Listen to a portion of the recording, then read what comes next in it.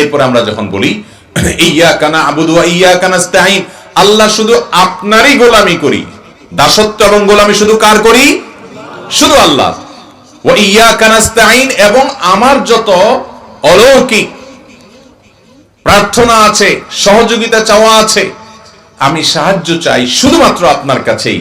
আমার ইবাদত শুধু আপনার জন্যই করি, গোলামি শুধু আপনারই করি, আর আমার প্রার্থনা শুধু আপনার কাছেই, অন্য কারোর কাছে আমার সাহায্য প্রার্থনা আমি করি না।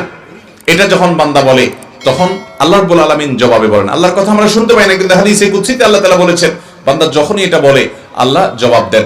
একসাথে লক্ষ লক্ষ কোটি কোটি মানুষ যদি বলে, কোটি কোটি মানুষকে আল্লাহ তাআলা রিপ্লাই দিতে পারেন।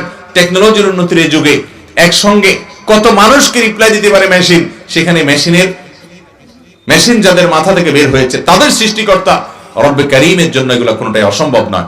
তিনি জবাবে বলেন হাদা বাইনি ওয়া বাইনা আবদি, এই যে একটা কথা বান্দা বলল যে আল্লাহ আপনারই গোলামি করি আর আপনার কাছেই সাহায্য চাই, এটা আমার এবং বান্দার মধ্যকার একটা আলাপচারিতা, যে সে আমাকে গোলামি করে বলেছে এবং আমার কাছে সাহায্য চাওয়ার কথা বলেছে।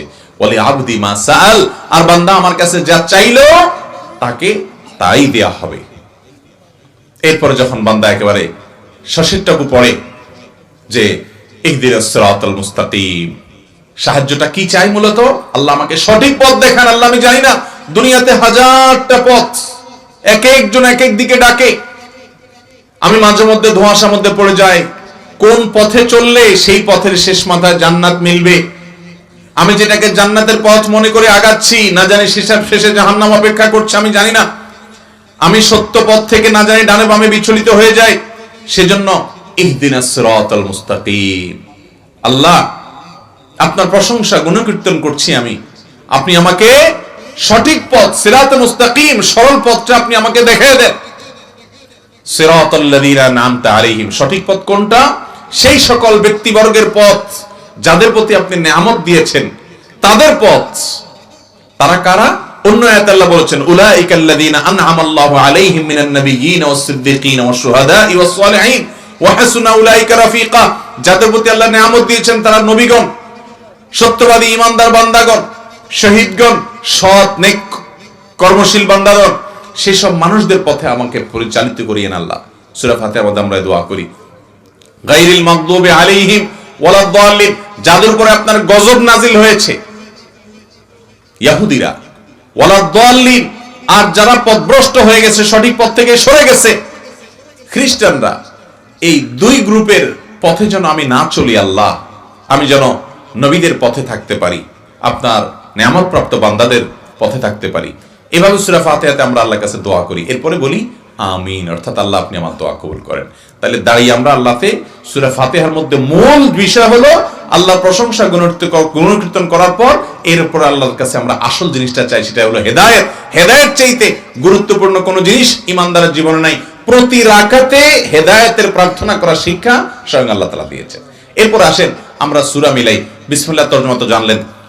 সূরাতে এসে আমরা অনেক সূরা মিলাই, আমরা যার যেটা সুবিধা হয় আমরা মিলাইতে পারি। আমি শুধু দুইটা সূরার কথা বলি, সূরা কাফিরুন, সূরা ইখলাস। বিভিন্ন সালাতের মধ্যে আকারেও ছোট, আবার এই সূরাগুলো পড়ার ব্যাপারে উৎসাহিত করা হয়েছে বিভিন্ন জায়গায়।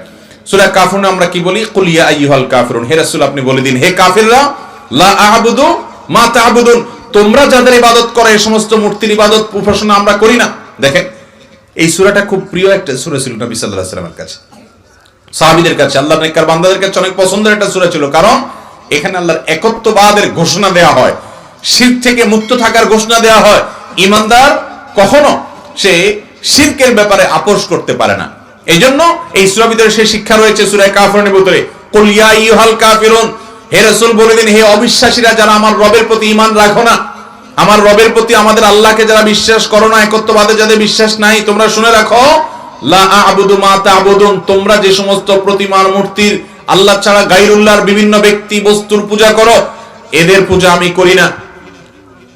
লা আ'বুদু মা তা'বুদুন ওয়ালা আনতুম আবিদুনা মা আ'বুদ, আর আমি যে রবের একত্ববাদ এর স্বীকার করি, স্বীকৃতি দেই এবং এক আল্লাহর ইবাদত করি, তোমরা তার ইবাদত করো না। ওয়ালা আনা আবিদুনা ওয়ালা আনা আবিদুম মা আবাদতুম, আবারও একই কথা, যে যে তোমরা যার ইবাদত করো আমি তার ইবাদত করব না। লাকুম দীনুকুম ওয়ালিয়া দীন, তোমাদের কর্মের ফল তোমরা পাবা আর আমার কর্মের ফল আমি পাবো। লাকুম দীনুকুম ওয়ালিয়া দীনের তরজমা অনেকে করে যে তোমাদের ধর্ম তোমাদেরটা ঠিক আছে, আমার ধর্ম আমারটাও ঠিক আছে। এরকম 2 নম্বরে তরজমা করলে মুগুরের মার একটাও নিচে পড়বে না। দিন শব্দের অর্থ হলো প্রতিদান। দিন শব্দের অর্থ কি? মূলত লাকুম দীনুকুম, তোমাদের জন্য তোমাদের প্রতিদান আর আমার জন্য আমার প্রতিদান। এর মানে এই না যে ঠিক আছে তোমাদের দিনও তোমরা পালন করছো ওইটাও ঠিক আছে, আমি আমারটা পালন করছি এটাও ঠিক আছে। দিন এবং ঈমানের ব্যাপারে শিরক এবং কুফরের প্রশ্নে ঈমানদার এরকম জগাখিচুড়ি চিন্তা ভাবনার হলে তার ঈমানই থাকবে না। অতএব সূরা আপনার কাফিরুনের মধ্যে আমরা এই তরজমা করলাম। সূরা ইখলাসটা আমরা অনেক সময় বেশি পড়ি এবং সূরা ইখলাসকে নবী করিম সাল্লাল্লাহু আলাইহি ওয়াসাল্লাম সাহাবায়ে কেরাম অনেক বেশি পছন্দ করতেন। কুল হুয়াল্লাহ সূরা, এটাকে পছন্দ করার কারণে অনেক সাহাবীকে নবী সাল্লাল্লাহু আলাইহি ওয়াসাল্লাম বলেছেন এর মহব্বতের কারণে এই সূরাকে তুমি পছন্দ করো, এই কারণে তুমি জান্নাতে যাবে। অর্থাৎ এই নিয়ামতটি আল্লাহ তাআলার কাছে অনেক বেশি পছন্দ, এই ইবাদতটি আল্লাহর কাছে অনেক পছন্দ যে তুমি এই সূরাকে পছন্দ করো। এই সূরা পছন্দের কারণ কি? কোরআনে কারীমের একমাত্র সূরা। সূরা ইখলাস হলো গোটা কোরআনের একমাত্র সূরা। এই সূরার সাবজেক্টই হলেন স্বয়ং আল্লাহ রাব্বুল আলামিন। আল্লাহর সত্তা সম্পর্কে, আল্লাহর জাত ছাড়া এই সূরাতে আর কোনো বিষয়ের আলোচনা নাই। এই সূরাতে আল্লাহর পরিচয় উল্লেখ করা হয়েছে। কুল, হে রাসূল বলে দিন, হুয়াল্লাহু আহাদ, তিনি আল্লাহ এক। কুল হুয়াল্লাহু আহাদ, এখানে আল্লাহর একত্ববাদের কথা বলা হচ্ছে। দেখেন আল্লাহর কথা প্রথম আয়াতে বলা হলো, এরপর দ্বিতীয় আয়াত কি? আল্লাহুস সামাদ, আল্লাহ তাআলা অমুখাপেক্ষী, তিনি কারো মুখাপেক্ষী নন, এখানে আল্লাহর পরিচয় উল্লেখ করছে। এরপর তৃতীয় আয়াত আল্লাযী লাম ইয়াকুন লাম ইয়ালিদ ওয়া লাম ইউলাদ, আল্লাযী লাম ইউলাদ লাম ইয়ালিদ ওয়া লাম ইউলাদ, যিনি কাউকে জন্ম দেননি এবং তাকেও কেউ জন্ম দেয়নি।